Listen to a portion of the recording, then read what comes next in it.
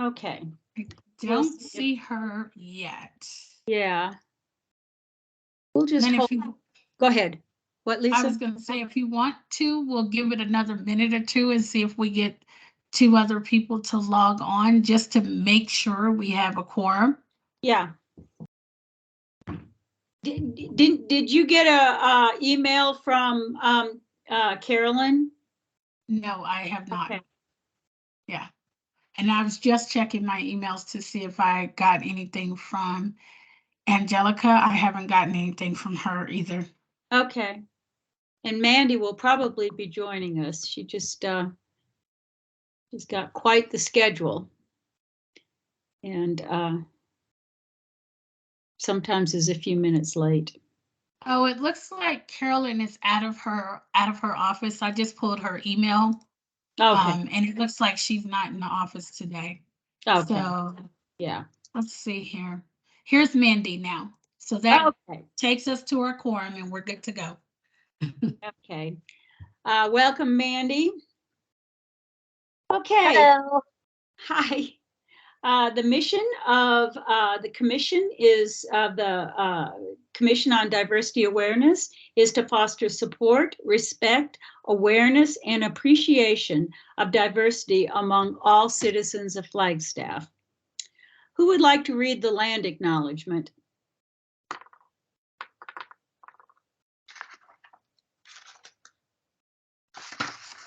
I will do that. It's Sarah. Okay, thank you. Let me pull it up here.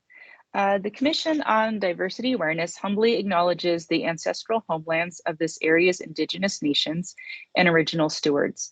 These lands, still inhabited by Native descendants, border mountains sacred to Indigenous peoples. We honor them, their legacies, their traditions, and their continued contributions. We celebrate their past, present, and future generations who will forever know this place as home. Okay, thank you. Next up Sarah, on, we got you. I'm sorry, Jean. no, Sarah, we want to make sure that we notice we counted you for roll call also. Oh, yes, I'm here. okay. Go ahead, Jean. Sorry, didn't mean to interrupt you. No, thank you. We want everything accurate. So the next item on the agenda is upcoming opportunities and announcements. Does anybody have any announcements that they would like to share?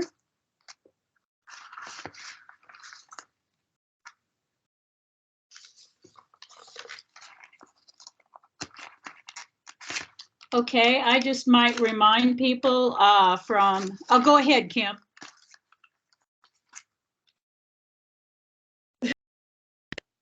I say, okay, my phone is acting a little silly. But hi, my name is Kim Robinson. I'm the project manager of the Live Black Experience project, an extension of the Southside Community Association. And I just want to remind everyone that we do have our community Sunday dinner coming up Sunday, February 26th, from 2 p.m. to 4 p.m. at the Murdoch Community Center at 203 East Brennan Avenue. And that is open to everyone, so come out and network. It will be in conjunction with the ADAC ceremony for the Black History Month essay contest. So it is considered a potluck, but there's no pressure to bring anything. Oh, I just noticed y'all can't really see me. It's pointing up in my skylight. Okay. Hi. So it is community potluck. You can bring food or you can just come as you are. And then also our community dialogues, our next one will be, I know we have one earlier, but we have one coming up on March 1st. These are, the community dialogues are on Facebook Live. And if you go to the Live Black Experience Community Dialogue Project Facebook site, you'll see all our community dialogues there. So happy snow day. And I have a house full of kids. So everyone else had to drop off their kids. So I'm gonna stay muted and off the camera. Thank you, Kim. Welcome, glad you're here. And yes, it's another snow day. Okay, any other announcements from any commissioners or guests? I don't have anything that I can think of right off the bat either. Okay, so we'll go to our next section, which is on public comments. This is an opportunity for any of our welcome guests to make any comments, and we ask everybody to keep their comments to 3 minutes or 5 minutes, not 3, 5. Any public comments?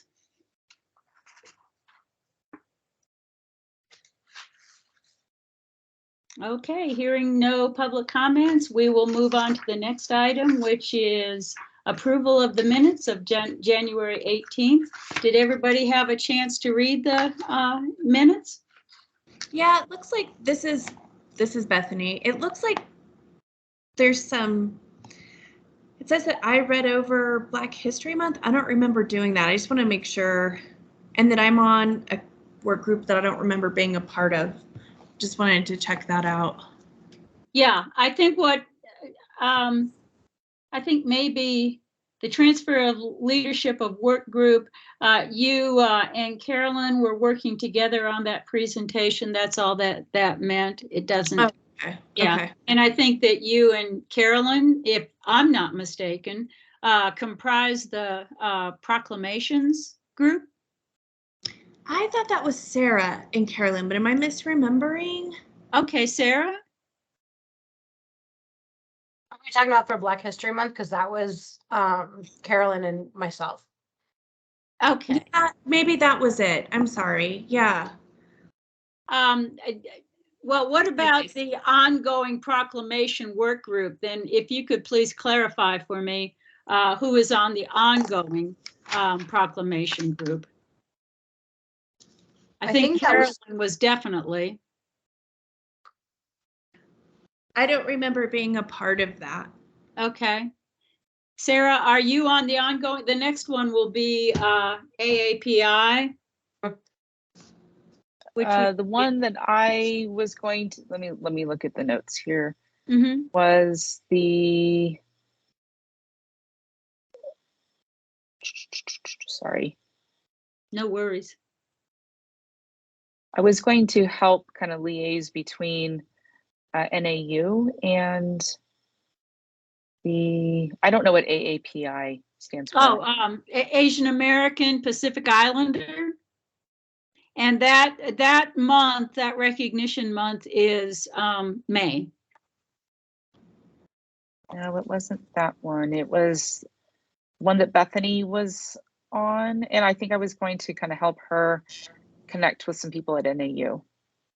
Does that sound familiar? I think we were Bethany? talking about the library workbook. Yeah. Or work group, sorry, library work group. Because I know I'm part of that one, and then the Downtown Business Alliance work group. So I think that the context would be better for the library. Yeah. Okay, so I guess what I need to do in between now and the next meeting is contact Carolyn and talk to her about having an assistant. One of the things, I don't want everything to fall on her. And also one of the things about a work group is those persons do not have to be active commissioners. So I will contact her. And Jean, I'm happy to help. I just didn't put it in my notes, and I was like, oh, okay, I'll do that. I just didn't. Yeah, well, you know, it's that one's up to you, Bethany. If you would like to be on that proclamation committee, which amounts to 1, 2, 3. We do 4 proclamations a year. Once, not exactly once a quarter, but basically once a quarter. Yeah, I'll help with that. That sounds good. We can just leave it as is. Okay. Okay, well, thank you for that. Sure. Now, does anybody else have any comments about the minutes? They look good to me. So does anybody, there's a typo or two. Chris Rode, his last name is spelled wrong. It's RHODE down in item number 2 on the second page. But other than that, does anybody want to make a motion? Jane, this is Commissioner Pino. I'll make a motion to approve. Okay. Thank you. Anybody second? This is Bethany, or I'm sorry, Commissioner Camp. I will second. Thank you, Commissioner Camp. All those in favor of accepting the draft minutes of the January 18th, 2023 meeting, say aye. Aye. Aye. Aye. Okay, aye. Anybody opposed? Not opposing. I'm just letting you know that we'll correct those corrections. This is Lisa Cada Okay. speaking. So we'll get those corrections taken care of for you. Okay, thank you. All righty. So with the corrections that Lisa has indicated, the minutes are accepted. Okay, the date of the next meeting, does March 22nd work for everybody? I'm not able to attend that day. This is Commissioner Camp. Okay. How about others? That should work fine for me. This is Commissioner Commissioner Gabler. And same for Commissioner Pino, works for me. Okay, That's well, fine for me. okay. Well, it sounds like we will have a quorum then. So if there is no objection, we will leave it at the normal third Wednesday of March. All righty. Now we're to the section on action items. And the first action item is, I know Chris Rhodes did a presentation yesterday for City Council, and he's with us today. And we are most grateful, Chris. Would you like to go ahead and take the screen? Yeah, thank you. Good afternoon. Thank you, Madam Chair. And I actually did not get to get my presentation last night to council. They adjourned early due to the weather. Oh. So I'll be giving that next week. You all get to hear it first before council does this year. So a little bit of fun with that there. Some of you may remember that I gave a similar presentation about a year ago, and it'll be along the same lines this year, just giving a report on what our Civil Rights Office does, as well as I'll talk a little about the Municipal Quality Index that was published at the end of calendar year 2022. If anybody has any questions, feel free to just interject as I go along. I'll try to keep you all visible on one of my screens, so if someone raises a hand or something, I can see that. But if I seem to miss it, then please feel free to interject. So I want to first make sure you all can see my screen here. Yes. Okay, perfect. And I'll make sure that I can move it along as I hope to here. And Chris, can I just ask a question right away? Will you be Certainly. able to provide this PowerPoint to us? Certainly, yeah, I absolutely can. I sent it this morning to Alan Key. I'm not sure if he disseminated it to the group. If not, I can as well, or whatever the individuals that are in charge of this meeting. I don't want to overstep their. Yeah, that's fine. If you've already sent it, that's we will get it. Yeah. Okay, wonderful. I just don't want to overstep any boundaries of anyone else that Yeah. has responsibilities that I don't have. So It was received earlier today, Chris. This is Lisa Cada. I'm one of the staff liaisons. I did get the presentation this morning. So, Jean, if you did not receive it, touch base with me and I'll make sure that Alan gets it over to you. Or Okay. anybody else that wants it. Thank you very much. All righty. perfect. So this presentation will be broken into two general sections. The first one will be just an overview of what our ordinance currently says, and the second part will be going over the Municipal Equality Index. I learned last year that as I gave this presentation, some people just were not that familiar with the statute or the ordinance that we have here in the city. So I want to quickly go over that, including what it entails, what the process looks like if somebody files a complaint with me or my office, what I go through to resolve that, some outreach efforts that we're looking to do, and then that fourth bullet point there under the first item is actually for City Council. I have a proposed change to our ordinance I want to bring by them. I'm happy to hear feedback from all of you as well. I imagine it's something you're going to be amenable to, but I don't want to that was geared more towards City Council. And then, as with last year, I'll go over the Municipal Quality Index go over some areas that we've lost points in, and then highlight a couple actions we could take to gain some of those in the future. The first part about the Civil Rights Ordinance, our Civil Rights Ordinance in Title 14 of our city code, it applies to 3 different types of organizations. It applies to employers. So if a person is seeking a job or in a job, if you refuse to hire somebody or if you dismiss or discipline somebody in their employment, it would apply to that situation.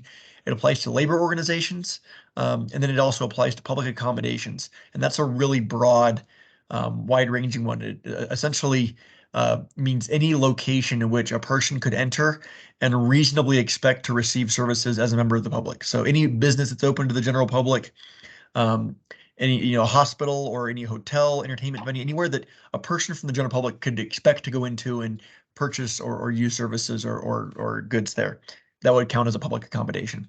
I'll note here, and I'll come back to this later, that housing is not on this list. And there's a specific reason for that, but and I'll get into that in a moment, but our ordinance does not apply to housing. So just keep that in the back of your minds.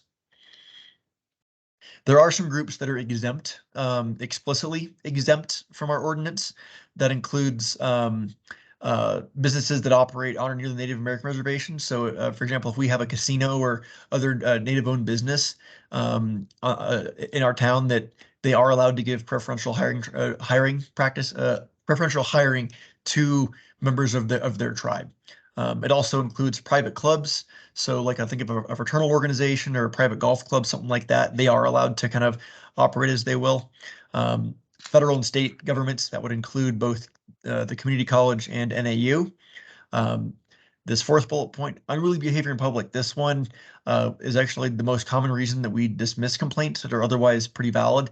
If you go into a restaurant and you're kicked out and you believe it's because of one of the protected classes in the city, but it happened after you berated the wait staff or something like that, the business is more than welcome to dismiss you or dismiss your employment or whatever it may be, because it's on the basis of that behavior as opposed to the protected class. Religious organizations are also exempt. There's a specific exemption for businesses that offer a senior or student discount. Age is one of the protected classes, but not in those situations. There is a strange one in there I've never seen before for single gender gymnasiums. I'm not aware of us having one or even one ever operating in the city of Flagstaff, but there is an exemption for that. And then finally, uniform and dress codes are allowed at work and in schools as well. In the city of Flagstaff, our ordinance protects against each of these classes. Several of these you'll also see in state and federal rules: race, color, religion, sex, age, disability, veteran status, and national origin. And those last 3, sexual orientation, gender identity, and gender expression, are ones that are only covered in our ordinance and are not covered under state or federal rules, which means that if a person is discriminated on any of those bases, we're the only one they can turn to. They cannot file with the state or the federal government. They have to come to us. This is what my complaint process looks like. I picture this going from the left side of your screen towards the right side of your screen. The blue tiles are indicate the continued process. The green one is green because that usually means that's the preferred outcome. Everyone agrees on something, and presumably everyone walks away happy. The red ones are areas where the city of Flagstaff has the ability to just dismiss the complaint and take no further action on it. And then at the very end, if neither of the green or red option is reached, we can go to city court. And I'll say that has never happened in my tenure at the city. And looking back through old records, I don't believe it has ever happened at all. So I couldn't tell you what that actually looks like because I don't believe it's ever happened. But when a complaint is filed, I then take the statement and solicit a response from the individual or the business that it was the accused in the complaint, essentially asking for their side of the story so they can provide what happened. Once I receive that back, I review the initial complaint to make sure that it was filed on time, that we're the right ones to deal with it, and that the allegations they make would arise to a violation of our statute if it's true. So I don't make a determination at that point on whether the allegation is true. Just I look at, would this be a violation if it did occur? And if it does, we move on to that next step. If not, I can dismiss it right there. But the next step would be mediation, where we try to get the complainant and the respondent to sit down together and to work it out. If that does not reach an agreement, then we can refer it to an investigator who then goes through and does all the legwork to determine whether they think it was substantiated. They take statements, all that kind of thing. And then at that point, they can either dismiss the complaint or move it to city court. That's what the process looks like. I have not seen very many complaints in my time or in the history I've looked at get past the review for timeliness. I've never actually seen a complaint go to mediation. The mediation would be handled by an outside individual, would not be someone by our city. We have a contract with that for an outside vendor that would help us if we got to that point. There is a statute of limitations on our ordinance that some folks were not aware of, including internal to the city. Our statute of limitations is 90 days after the violation occurs, meaning that if you're subject to repeated discrimination, so that would most likely be in employment, if you're demoted or consistently berated at work or something like that, and that continues for a period of time, only the instances that happened within 90 days of when you file can even be considered. If it happened more than 90 days ago, it's just kind of too far in the past for us to do anything on it. That's half the time period in both the federal and state rules. So this is where I had the recommendation to the city council to increase ours to 180 days as well. I have seen cases that I've had to dismiss because they were within 180 days, but not within 90 days. And I just in my experience working with those individuals, I understand that even coming to file a complaint about this can be a traumatic experience. Reliving these kinds of things, they can take a person a while to even decide they want to pursue something. So I do want to make a recommendation that the city amend this ordinance to be in line with federal and state rules for both consistency and for that extra protection for individuals that want to file. Really, 180 days is just not that far in the past. We're easily able to substantiate things that far back. If it was a period of years, we might have an issue with it, but 180 days, in my professional opinion, is reasonable. So that's the recommendation I want to make to council. And if anyone has a comment on that as well, I can take. I'd be happy to hear it either now or later on as well. But if I don't see a hand go up, I'm going to keep moving on. Okay. The next part of I want to talk about is the Municipal Equality Index, and this is the part I gave last year.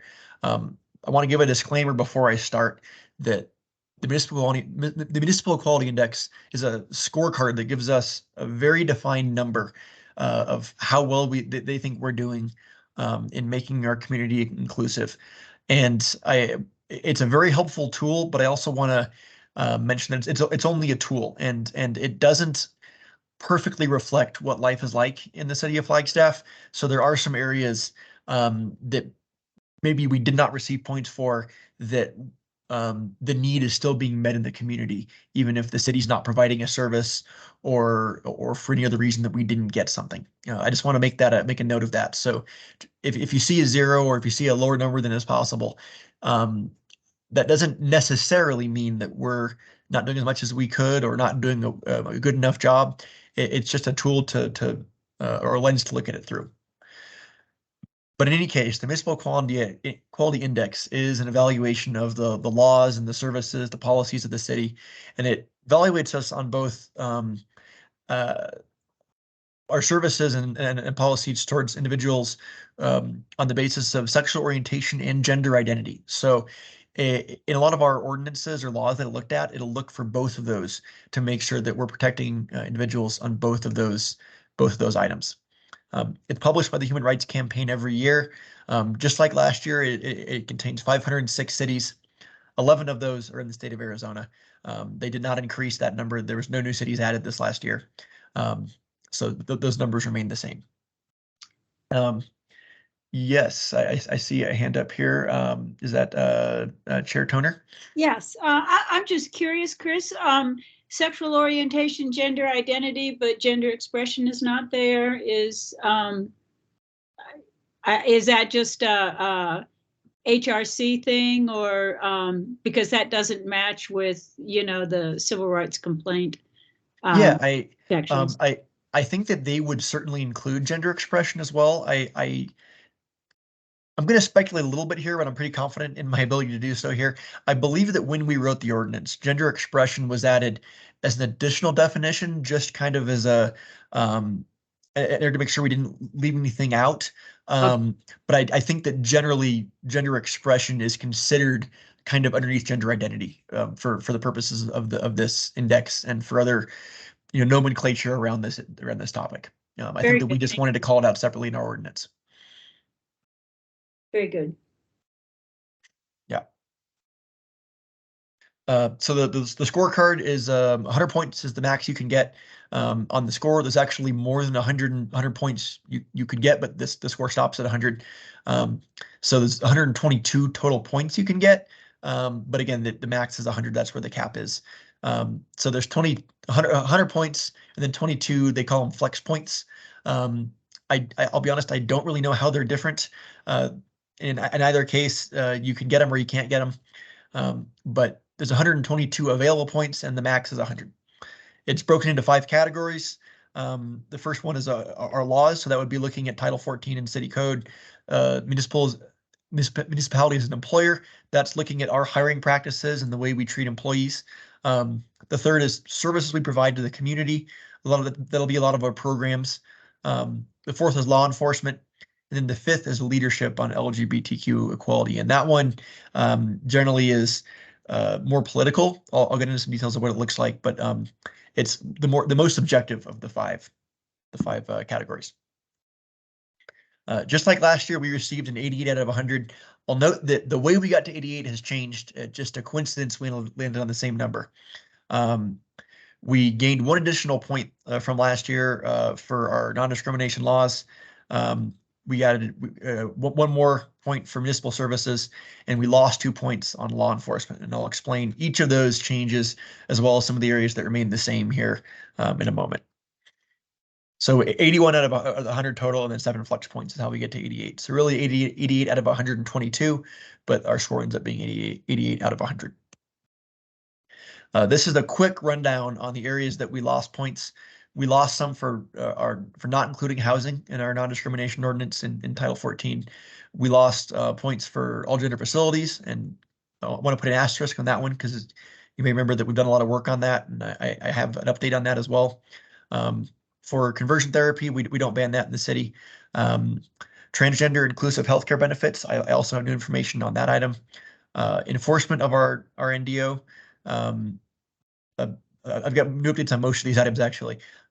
Youth bullying prevention, our services to unhoused members of the LGBTQ community, services to older adults who identify with the LGBTQ community, services to the transgender community. This new item right here, hate crime statistics to the FBI. I'll have an update on that one as well, but that's one that was not on here last year. We lost 2 points on that item. Our pro-equality policy efforts, and then testing the limits of restrictive state laws. The first of these was our housing non-discrimination ordinance. This is a big item. It's worth 10 points. We received 0. As I mentioned, that we cover public accommodation, but not housing. 3 cities in Arizona do receive points for this. It's Phoenix, Tucson, and Tempe. But we actually are not allowed to receive points in this item. We can't. We're preempted under state law, Arizona Revised Statutes 9-509.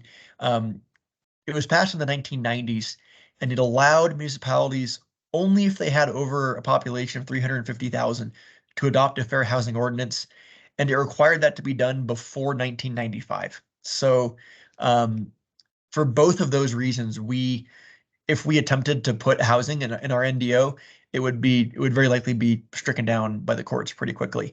I'll note that it's not on this slide, but just recently the city of Tucson attempted to add to their ordinance here. They wanted to cover I think it was type of employment, or essentially where you get your money from being a reason you can discriminate based on housing. And the Attorney General released an opinion just within a month or 2 ago saying that was unconstitutional because it was after 1995. So because of that, there's not much we can do on this item. We're likely to continue to get 0 points on it in the foreseeable future just because we're limited by state law. For single occupancy, all gender facilities, this year we got 1 out of 2 points. This is one of the areas we gained points. So the work that this commission did to further single occupancy facilities in Flagstaff benefited us, and we received points. We received a point for that. Council gave the direction to sign all gender facilities back last January of 2022. To get the second point on this item, we would need to have an ordinance requiring it in all facilities citywide. That's possible, and that is my possible action at the bottom. I don't. I'll note that says possible action instead of recommended action, because I don't want to be in the business at this point of recommending these kinds of things. I felt that was on the policy side of things, and I want to stay on the administration side of things. I will note that we have adopted the 2018 edition of the International Building Code, which does require all new construction and sizable renovations to include gender neutral restrooms. So in that way, that's a huge step and a really easy way the city took a few years ago that will really further this, and we'll see it a lot in our community. But for older buildings that aren't undergoing renovations, they will continue to be without an ordinance change. I made this case to the international to the Human Rights Campaign, I'm sorry, last year, and they responded by saying that was great and they loved it, but we can't get the point unless we do an ordinance. So an area that we're not receiving 2 full points, but we're really doing quite a bit of good work on. We received 0 points for an ordinance prohibiting conversion therapy for those under the age of 18 in the city of Flagstaff. This is an area that it's not banned at the state level, so it's up to local jurisdictions to do their own thing. And there is no preemption in state law stopping us from doing it. Only one jurisdiction in the city, or in the state rather, has a ban. It's Pima County. So this is an area that we could pass an ordinance. That would have to come from city council, though, banning conversion therapy for individuals under the age of 18. So that is the possible action for how we could receive 2 additional points on this item. Providing transgender inclusive healthcare benefits. This has been a tricky one to learn about. I've done quite a bit of research on this one over the last year, and I think just because healthcare benefits themselves are very complicated, learning about how we provide transgender inclusive benefits has been very difficult.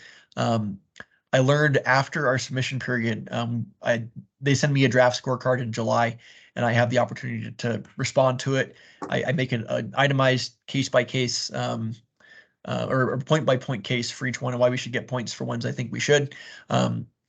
After I had submitted that this year, I received additional information showing that we actually do have a lot of gender affirming care that are included with our public employee benefits package, and that does include gender reassignment surgery, which I think is the big ticket item they're looking for.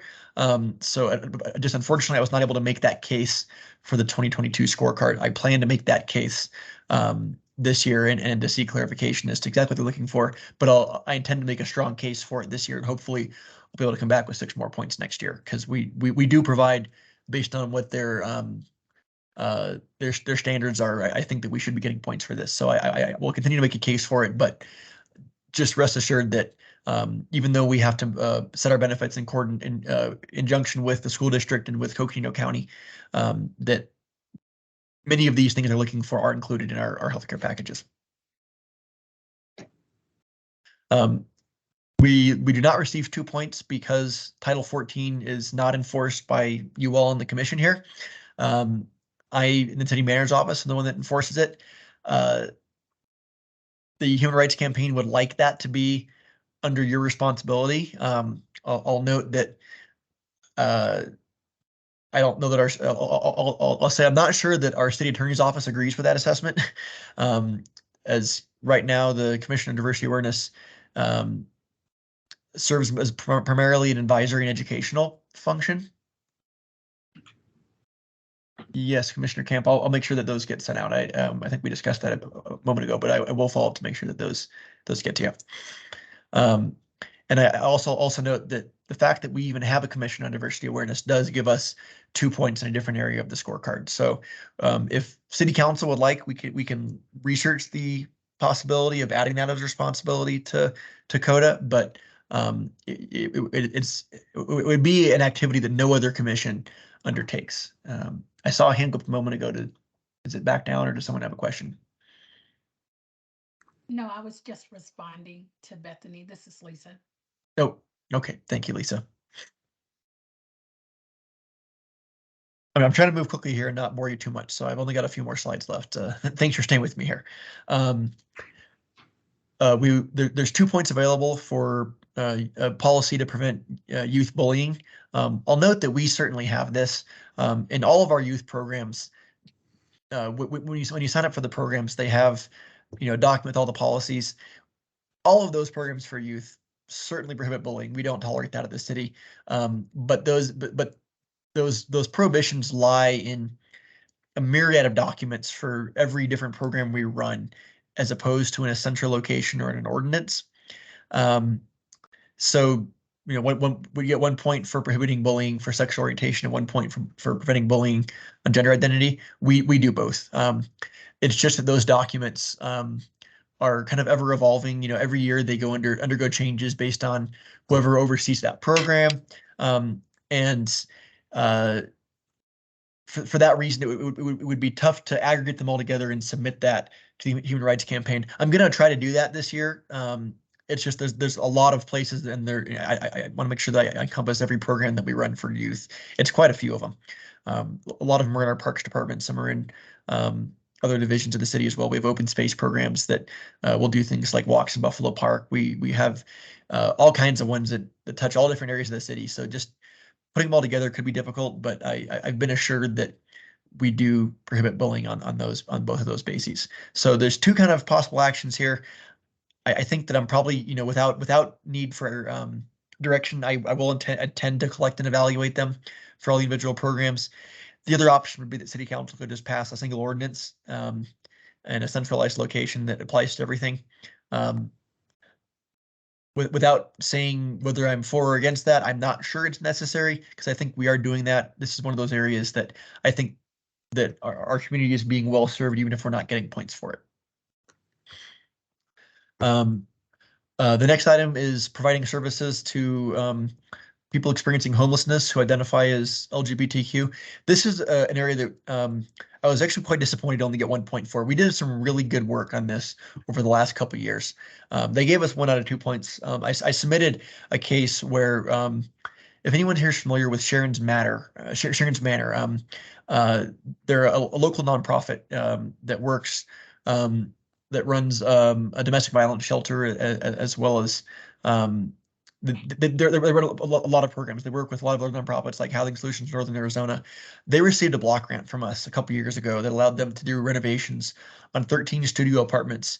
And the reason that was important is that a studio apartment has all the facilities in one place. So anyone that identifies as a part of this group could use these studio apartments without the need to use shared facilities, shared restrooms or those kind of things. It also allows them to have a locked door that can really sort of make them safer to stop bullying on the basis of their gender identity or expression, or their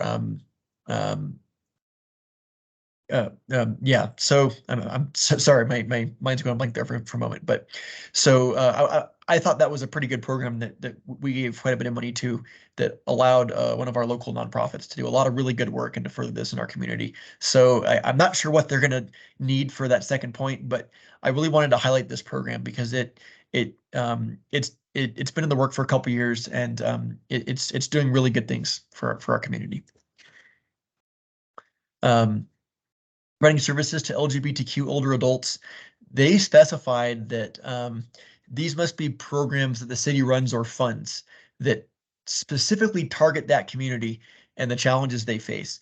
And we don't do that. I don't want to dance around the point here. We don't offer those groups. There are some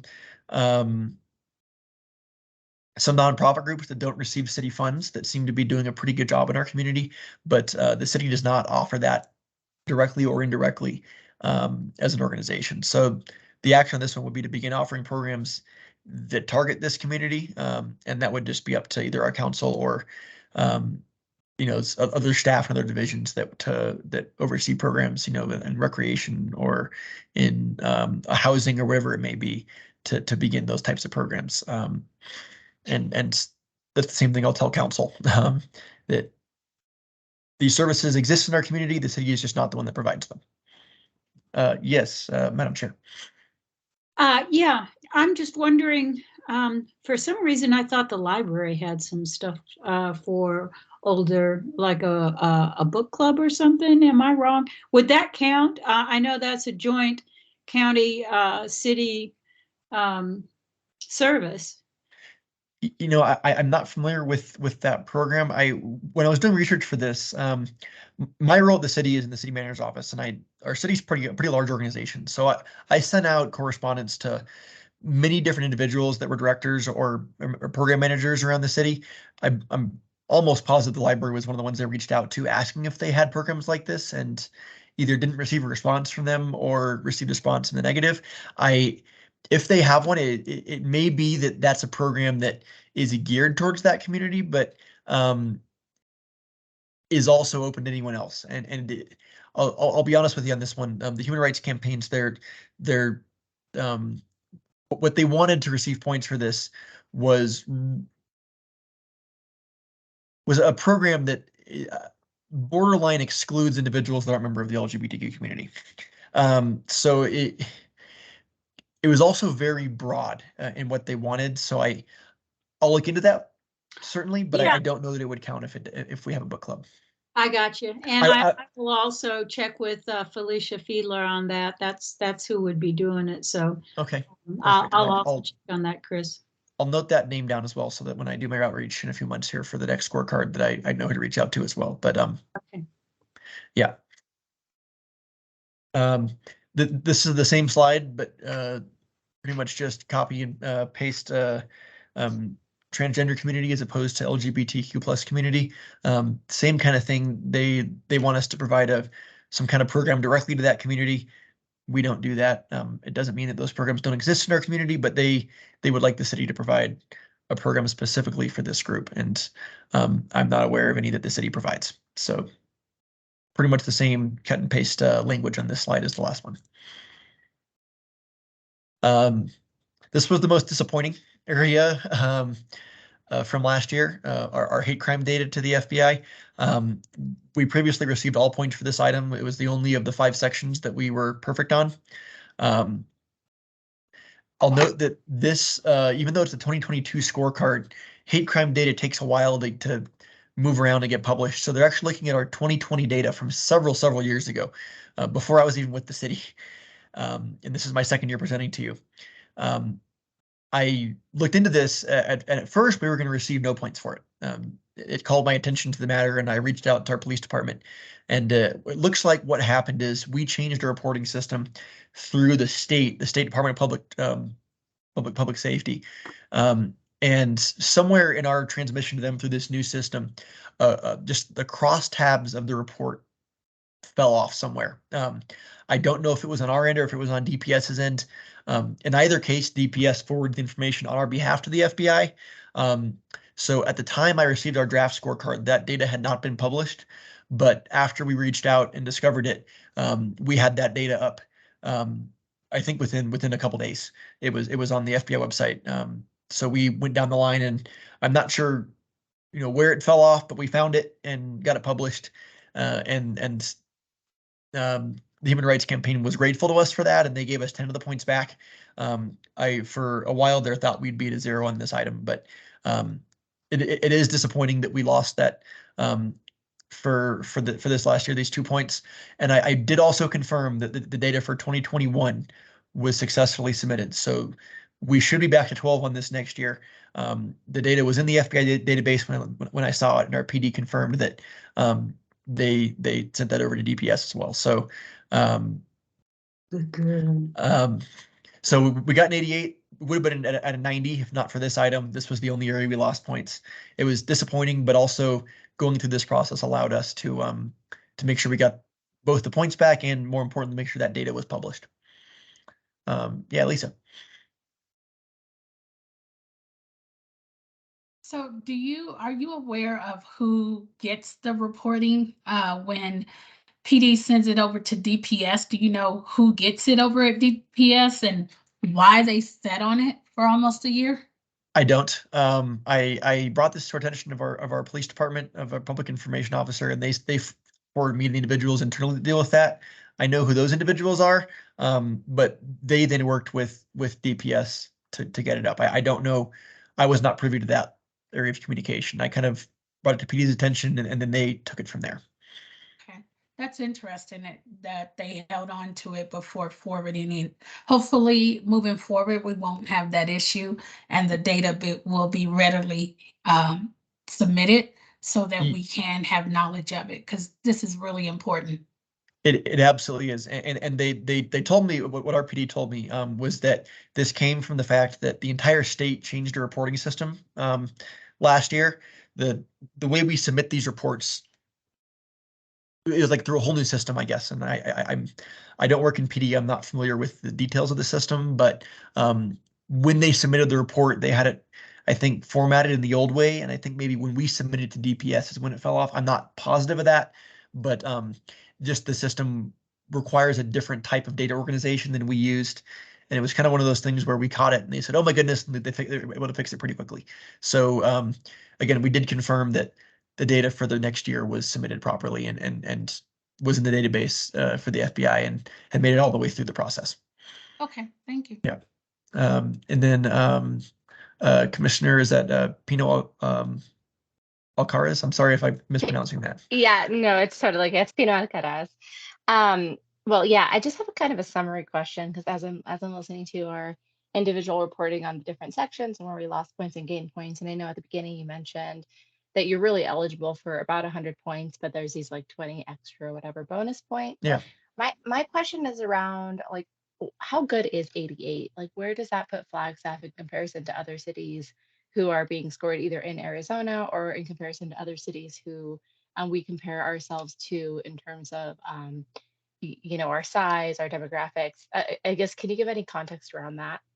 Yeah, I can. I wish I had the full database in front of me so I could tell you exactly what the average and median scores are and for Arizona. I believe there's 3 or 4 cities in Arizona that gain full points, and no one that doesn't receive full points has more than us. So we're, I think, 4th or 5th in Arizona. Those 3 cities, Phoenix, Tucson, and Tempe, having housing in their non-discrimination ordinance, that's a huge item for them. It's 10 points in the scorecard. That's a lot. So really, we have an 88, but I think that with this slide we're at right now, we're really at a 90. If you add that to us, we're also at 100. So we're right there with them. If you look around, other comparable cities, I think that ones that I tend to want to look at are ones that are about the same size as us, about similar culturally to us. A place like Boulder, Colorado, or Bend, Oregon, Bellingham, Washington, Bozeman or Missoula, Montana. Some of those ones I think kind of come to the forefront, and I was actually surprised that a lot of those cities scored. I want to be respectful and nice, but their scores were not nearly as high as ours. I can't remember which one it was. I think it might have been Bend, Oregon. Was in the 40s, and that may be an indication that they're included in this scorecard and they don't have a staff person that's monitoring this the same way that we are, or communicating with the Human Rights Campaign. So they may be doing these things. I really have no way of knowing, whether they, provide services to, the LGBTQ community, or if they, I don't have a way of knowing because it's just so granular that it's possible they're doing it and just no one's there to forward the information to the Human Rights Campaign. But I think that we're looking pretty good, all said and done, especially when you consider the environment we're in here in Arizona, where a lot of the things, if the city were to attempt to fix some of these things through ordinances and whatnot, we would be met with, what's the right way of putting this here? We'd likely be met with resistance from the state legislature or the state government. And the government's not a trifecta anymore as it once was, which makes things a bit easier for us. But there's a lot of things that we've been limited in our ability to do. And so in the context of what we, in the political context that the city of Flagstaff exists, and I think that our score is pretty good. And I think that it will continue to go up in the future, and I think that it'll continue to go up more because we're doing a better job of reporting the things we're doing to the Human Rights Campaign, rather than that we're doing more things we weren't doing before. Got it. Super helpful. Thank you so much. And it is encouraging to see kind of where we land, and again that we are spending so much time analyzing and processing this. Like you said, we don't know if other cities are doing that, but that does show at least a dedication from the city of Flagstaff. Absolutely, yeah. So, and I'll note that they have 506 cities in there.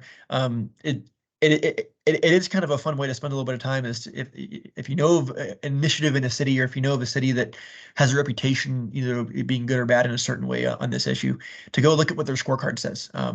It's kind of interesting, and they're all available publicly. So I encourage you to do that if you're interested in seeing what those look like. The next one is the leadership's pro-equality legislative or policy efforts. This one is completely subjective. They just take a look at really members of council in their campaigns, and then in their efforts in their office, and they look at what are they doing. They look at social media, they look at events they're attending, they look at things they're sponsoring. For us, that would count as a fair item request. They look at all those kinds of things just to see whether they think the leadership of the city is doing enough. And there's really nothing that I can do to improve our score on this item. It really is up to the members of our council. And I don't know whether they do or not. They've said leadership. It might be you all as well. They might take a look at, if you all have a public stances or public appearances at things. I think they're mostly looking at council, but it's possible that they're looking at individuals like yourselves. I know that one area that we got points for previously was that we do have a member of the LGBTQ community serving higher up in our city administration. And we submitted that only with their approval. We certainly wouldn't want to use somebody's sexual orientation just for points if they don't want to be on board for that. But they did want to be included in that as an example. So that's where we got at least one of the points. I'm really not sure how they got us to 2 out of 3, or what we missed the last point for, but that's where we stand, and there's not really a whole lot we can do to impact that, aside for at least from the city staff side. And finally, the last item that we received 0 out of 3 points for is the city test limits of restrictive state laws. So I mentioned that we're kind of in a difficult political environment based on some state laws. They've essentially incentivized us with 3 additional points that we can get if we decide to test those laws, or to kind of pass ordinances and then try to go through the court system to defend them. My possible action, this one is not none. It's NA, which essentially is no comment. As you can imagine, this is an item that some individuals at the city, probably our city attorney's office, would not be a fan of us doing, but it's kind of a carrot for us there to try to get us to push back on some of those restrictive state laws or those prohibitions the state has on us. That's the entirety of the index. That's the end of my PowerPoint. If anyone has any questions, Madam Chair.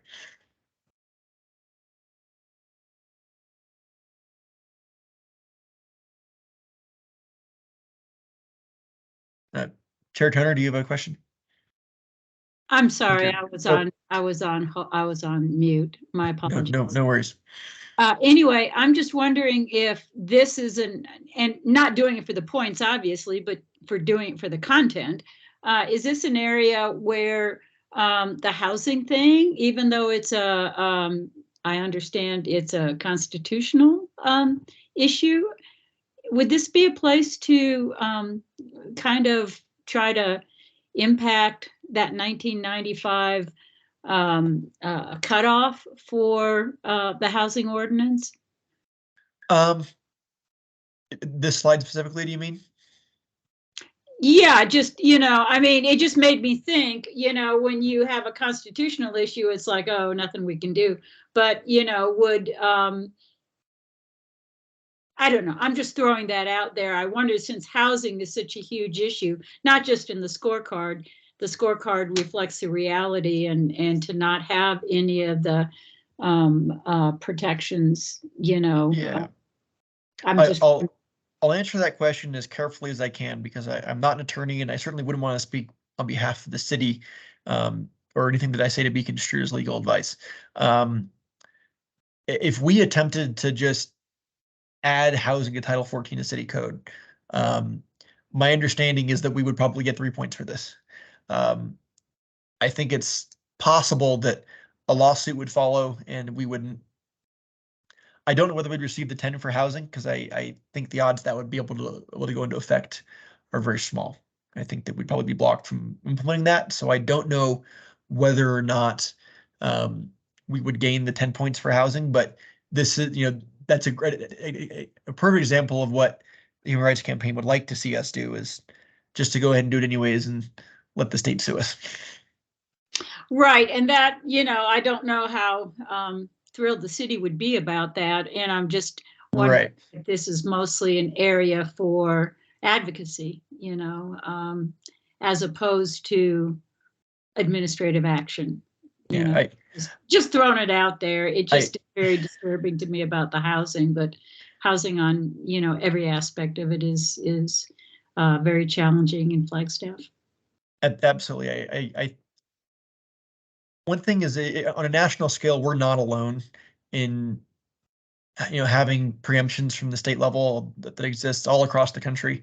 And I think this is just meant to be an incentive for the city to kind of take on the fight of going after some of those things. And like I said, I have no comment on whether or not the city should do that, or if it'd be in our interest. That's not for me to decide legally or politically. So I'm not going to touch that with any kind of a recommendation, or even anything else. Okay, thank you. Anybody else?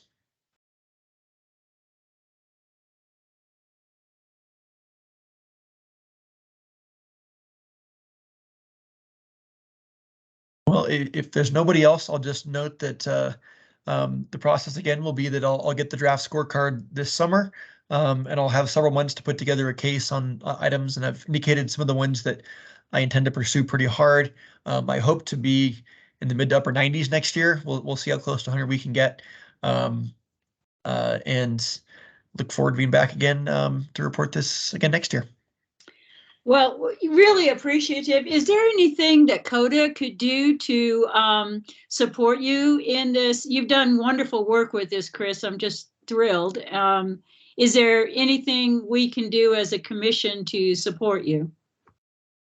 I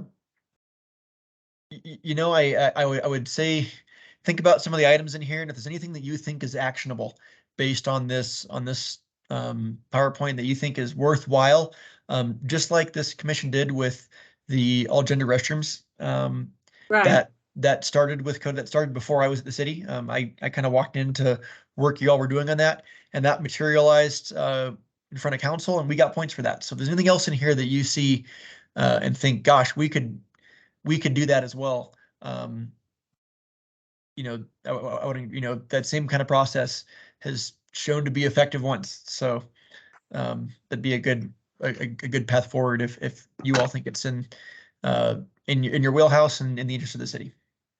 Okay, well, we'll have that on the agenda for next month to have a discussion of your report. And I just really can't thank you enough.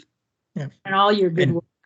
Of course, and if you have any questions for me outside of this meeting, please feel free to send me an email. I'll be happy to, or give me a call. I'll be happy to talk to you or help you through this kind of stuff. Okay. Right. All right. Well, thank you very much. Yeah, thank you for having me. Okay. Well, that was very informative. And as I said to Chris, I will request that this be put on the agenda for discussion so we can review the different things that he covered and see if there's any of them that we want to, address or take some action on. So. And we'll go ahead and put that on under the reports and discussion items for next month. Okay, wonderful, Lisa. Thank you so much. Okay. Now we'll move on to item B. Commission agreed to make a formal recommendation to City Council on December 21st to add 2 official city holidays, renaming day after Thanksgiving as Native American Heritage Day, designating Juneteenth as a city holiday, as it is currently a federal holiday. Commission to draft a formal recommendation to City Council to review by all commission members, possibly February or March. Looks like that one's going to be moving over to March. I did attend, I did 2 things. I talked to the liaison of the Indigenous Commission. I didn't feel like it was our place to move forward with the designation of the after Thanksgiving Day designation. And so I'm going to, after talking, where's my notes on my conversation with liaison and coordinator Rose Tohi. Okay, they are going to, these have things to do with water, so they're not relevant to this. What Rose and I talked about, and this comes to the next item or an item further on down about flags. She is researching that and not really any action for us to take right now. And also, in terms of the day after, we're going to wait till I agreed to wait until after Indigenous Commission takes up that subject, and then maybe we can do either a collaborative recommendation to council. And so on moving, so we need to decouple, I guess, or my recommendation is to decouple Juneteenth from day after Thanksgiving. Any discussion on that?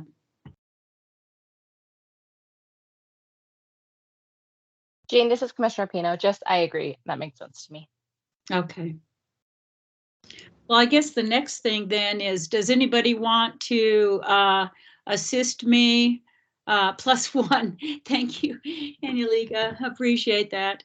Does there anybody who would like to work with me on the draft for the recommendation for making Juneteenth a city holiday? Or you don't even have to, well, is there anybody that would like to work with me on that? Jean, I can help you. This is Commissioner Camp. I can help. I'm happy to help. And if you need help researching flags, let me know, because I can get on that too. Okay. Okay, I think I'm going to leave that with the Indigenous Commission on the Native American flag for right now, and Native American Heritage Month.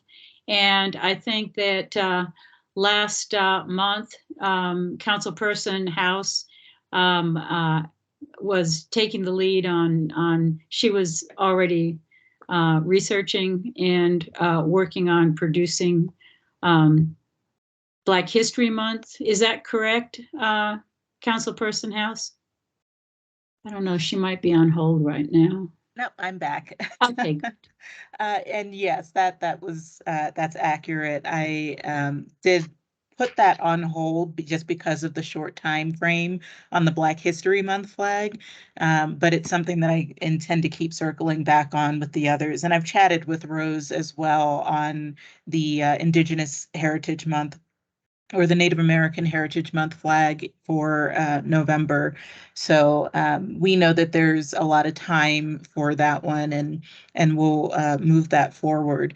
The only other thing that I would note in this conversation, just from the council perspective, is I was actually, and this is just from the point of being relatively new to council, I was not aware of the need to request to have something like the Black History Month proclamation, for example, on our working calendar. So it almost was not on there until I noticed that it wasn't scheduled for anywhere in February and made a request on that. But I bring that up just to note that for something like Juneteenth, it might be something that you want to consider bringing before council several months in advance, to give time for that discussion if you were looking to have that happen this year, or if it was going to be for the future, then maybe it might not be as timely for when that comes forward, but just to get it on sooner than later if you're looking for that conversation for 2023. Okay, thank you for that, councilwoman. I believe that I am going to push to have at least a draft resolution or a draft of some sort available for us to vote on next month. I don't even know if that's going to be enough time, but we need to act on that. That's a really important thing that we need to do. So I will get it on the agenda. Commissioner Camp and I can get the draft on the agenda for next month and see if that's going to be early enough to, get some action this year. Because March, if we vote on it, April and May is, I don't know if that's enough time for city council, but at least we'll get it moving forward from this, or at least our recommendation. Okay, thank you for that. Hi, Jean, this is Kim Robbins, and also Yes. help with the Excellent. Thank you so much. problem.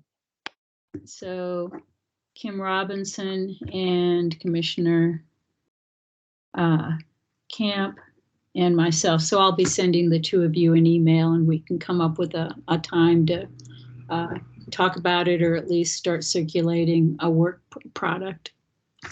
Awesome. Thank you. Okay, anything else on that, or do we move on to the next thing? Okay, the next thing is discussion of Women's History Month and any initiatives moving forward. Commissioner Camp did forward to Alan, who forwarded to the whole commission a podcast on some of the health disparities. And do we have any update on that?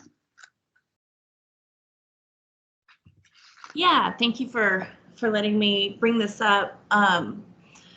I was just thinking Women's History Month is pretty big, especially after Me Too movement. So many things are coming out about oppression or repression, and I was curious if we were doing anything formal. It sounds like that this commission hasn't been active or had the support for a while, and I was just trying to, I guess, get some ideas together. What can we do? How do we make our presence known and advocate for the different themes each month? Particularly, I was hoping for the health disparities in women, especially women of color, as a theme that we could adopt and start to maybe do some work with libraries, or I was hoping we could brainstorm and see what we could do. But each month, pick up one or two topics, like Black History Month or other, Native American history. I can't articulate myself today. I'm sorry, guys. I'm just wondering what we can do to be more active and representing and getting education out there on different topics. And I wanted to start with Women's History Month. Lisa just put in the chat a calendar listing the issues for each month. I think that is a fabulous idea. Other people's comments on that idea, just publishing a calendar listing the issues we'll address each month. And I also think the idea of a collaboration with the library would certainly support that. That's I love that idea, Lisa. I was just wondering if we also could have like a resource. If you want to know about this topic, here's different resources and where to find them. To even partnering with FMC or, you know, for something like this that would be medical care, and start to bridge out into that. You know, and building on something that Vice Chair Gebler did a couple of, I guess, last year, providing a listing of the local resources. It's pretty easy to go online and find national resources, mostly, you know, a lot of online resources and stuff. I think, Bethany, that's a great idea to focus it on local. You know, on local resources. It's a newsletter. Calendar would go put the links in the calendar. That's a great idea. That's a great idea. Councilperson House, if you get that calendar to me, I'm happy to put it forward. Requests for proclamations as well. Excellent. I've already made a note to request a proclamation for Women's History Month next month. Excellent. I thought Commissioner Jarvis could also really help with this because this is an area of expertise for her. And in my practice, I work a lot with women that experience more severe symptoms in their mental health around their monthly cycle. And it's been grossly misdiagnosed or underdiagnosed. And it's just really opening my eyes, also cutting off access to certain things that is healthcare for women. We are under threat in a lot of ways, in my opinion. And I think it would be really important to bring up resources for those who maybe don't have access or aren't being encouraged to seek them out, and just educate folks around those resources. Absolutely, I'd be happy to help. Councilperson House just put on in the chat a helpful website, www.diversityresource.com, diversity calendar. Oh, excellent, excellent. Well, can the two of you kind of come up with a calendar type format? Maybe work with Lisa. Here I am volunteering everybody to do things. That's okay. That's okay, and I am more than happy to do a workable committee with them to help this. I think it's a great avenue. It's definitely needed. And, you know, a lot of times when people are in need, they don't know where to go.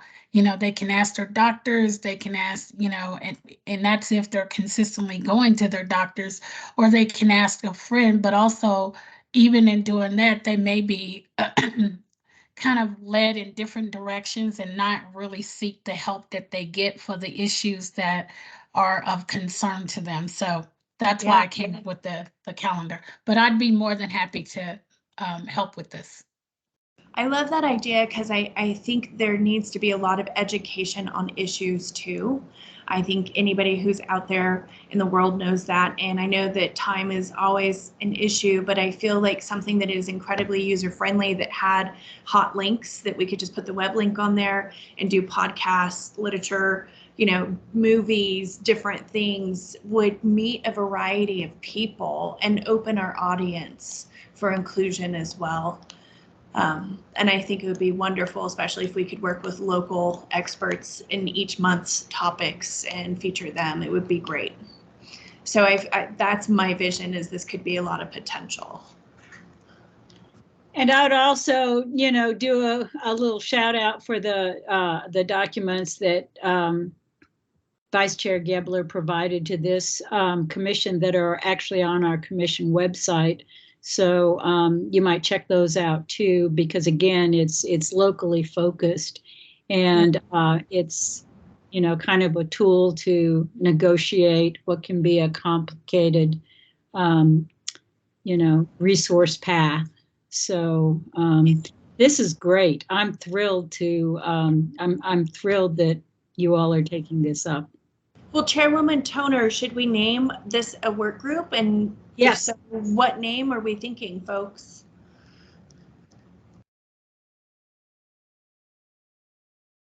How about just women's, there might be two things going on. I guess this question is for Councilperson House. If you are requesting that this proclamation be put on the, a proclamation, is this a proclamation that CODA needs to provide? That, I'm not sure about. This will be my first time requesting one in advance. Okay. So I will check on that and I'll ask that question when I send this email.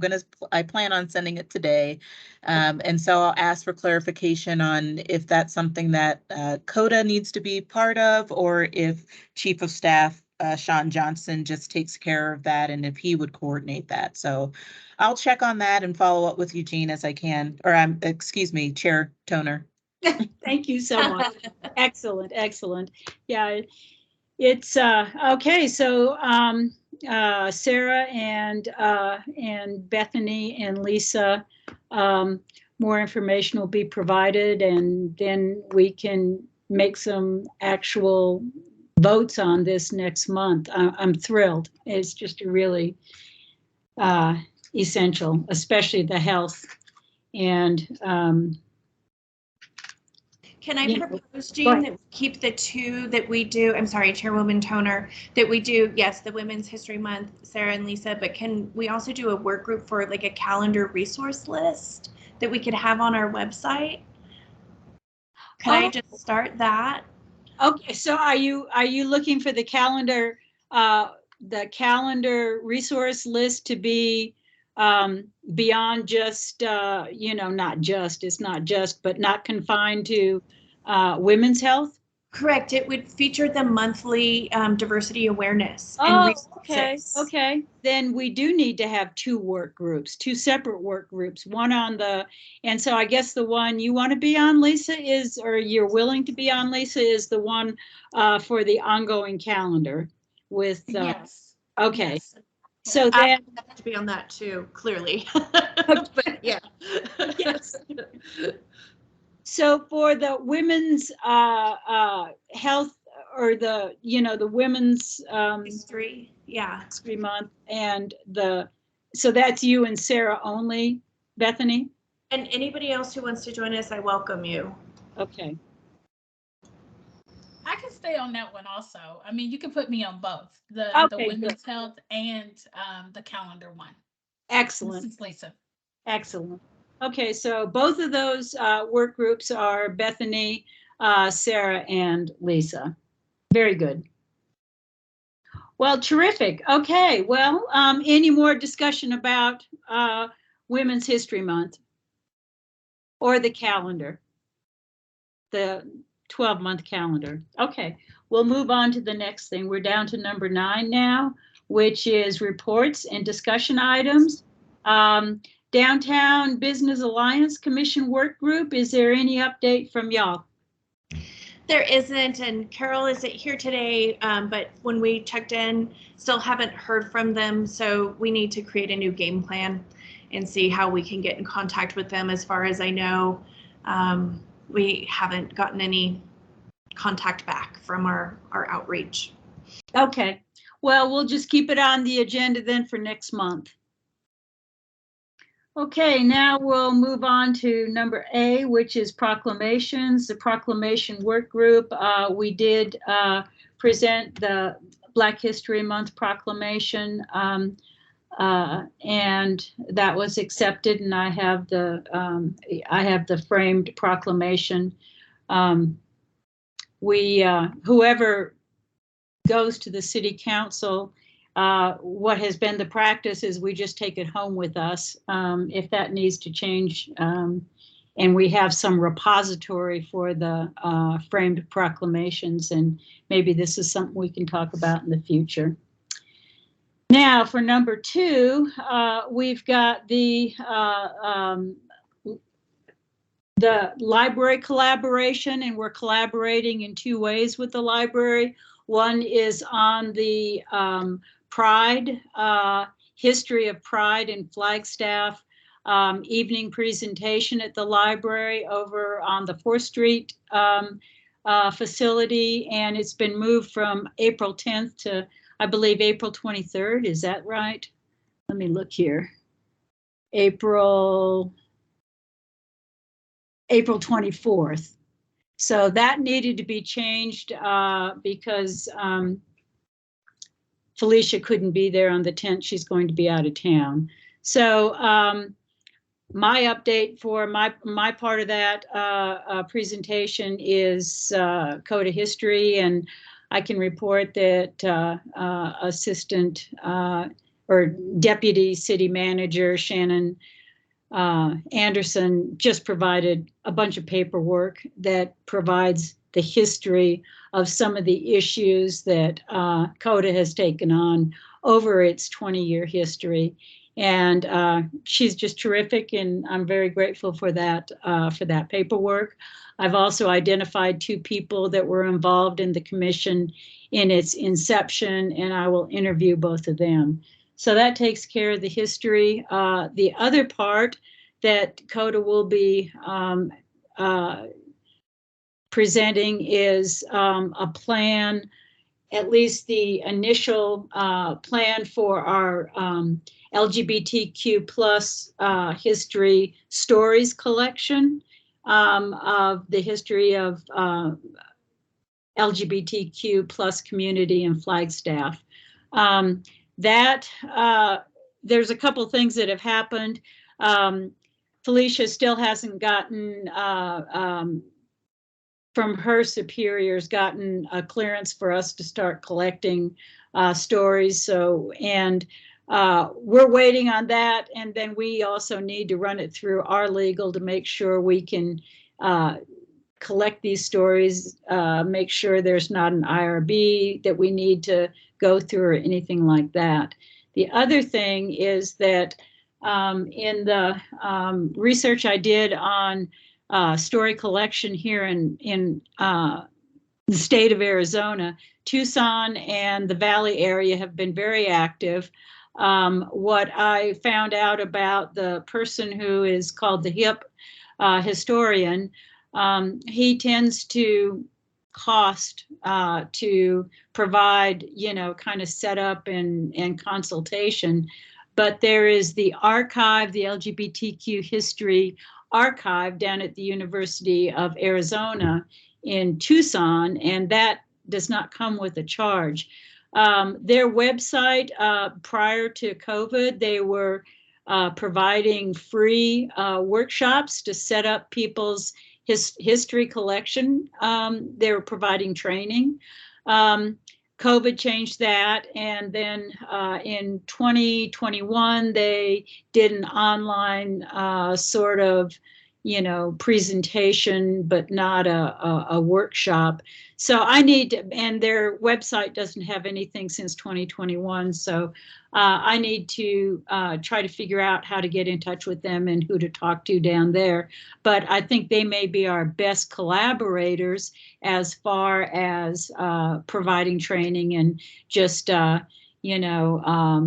lived history in the data collection, in the stories collection. And they've also got wonderful collection of stories, some of them video, that are housed down there at University of Arizona Library of the Tucson LGBTQ community. So more on that next month. We're basically just trying to, figure out kind of the legality and the logistics of this right now. Any comments? Thank you for your hard work. That's a lot. Well, I just think it's such an exciting project, and I'm so glad that we're going to be, doing it. But I think we, as usual, we have to walk through sticky mud to get there. Okay, any updates from our staff liaison, Lisa? Sorry, I was on mute there. Nothing at the moment. The main update that we wanted to do today was Chris Rhodes' municipality report, and I think he did an excellent job reporting that today. And that's all I have for today. Awesome. Thank you so much. Okay, anti-camping ordinance. Commissioner Pino and I had a telephone call, and I don't know about the rest of you, but the audio when Commissioner Pino gave her report last month, I couldn't understand it, and I don't know if other people on the commission had the same problem.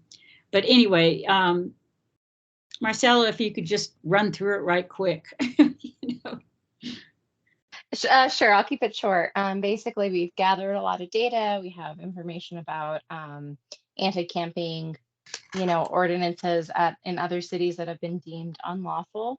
And the next step would be to move forward with an analysis of that data.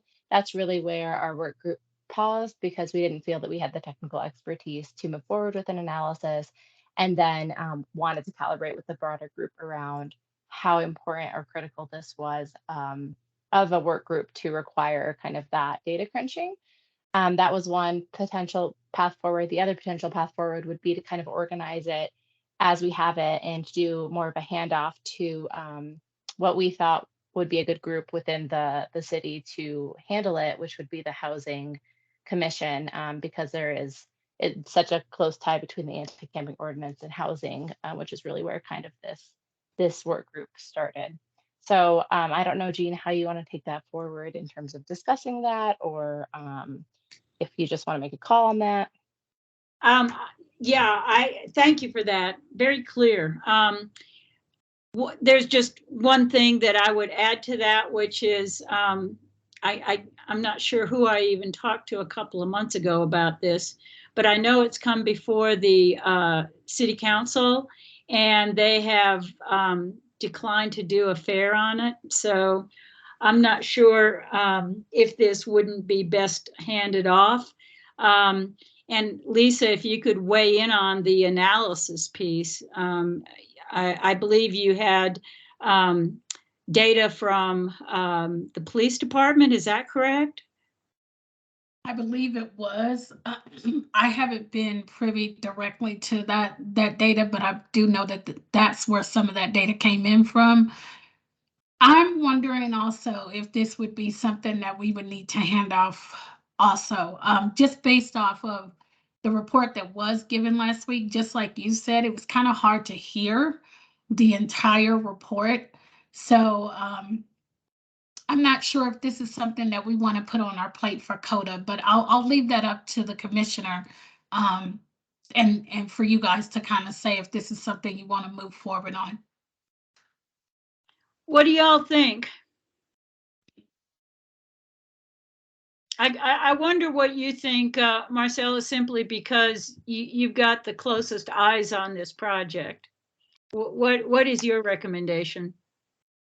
Yeah, I think my recommendation would be to organize it in a nice package and hand it off.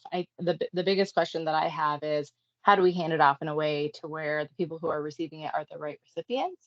And maybe that includes like setting up a meeting and talking through the history of the work group, any early conclusions that we have and our recommended path forward. But like I said, I think without having a serious commitment to the research in terms of analyzing the data, and like you said, with its priority being kind of questionable from the perspective of the city, I just hesitate with putting too much of our team's time against it. So that would be my personal recommendation. Okay. And just for the new commissioners, a little bit of the backstory here is the two commissioners that Marcella was working with. One termed out and the other one moved. So the work group of 3 became a work group of 1. So would you like to have somebody help you write that report, or what would you like? Yeah, I've been quiet throughout the rest of the volunteering just in anticipation of that. I don't mind taking it on. Maybe I can start with putting something together, and then Jean, you and I can meet to figure out how do we present it or to whom we present it. I don't know, Lisa, if that's That sounds good. Yeah, that we have more broadly, but yeah, I'll need help navigating how to move forward. That sounds good. I'll be glad to work with you on that. And Lisa, can we call on you? Absolutely. And I was going to say, once you guys put that together, CC me on that email once you put that documentation together, and we'll move forward in getting it into the right hands. Oh, thank you. Sounds great. Thank you. Okay. Next item is Daryl Marks and the youth group on renaming the peaks. They are not here. We keep that on the agenda so when they are able to come, we don't have to tell them, no, you can't come.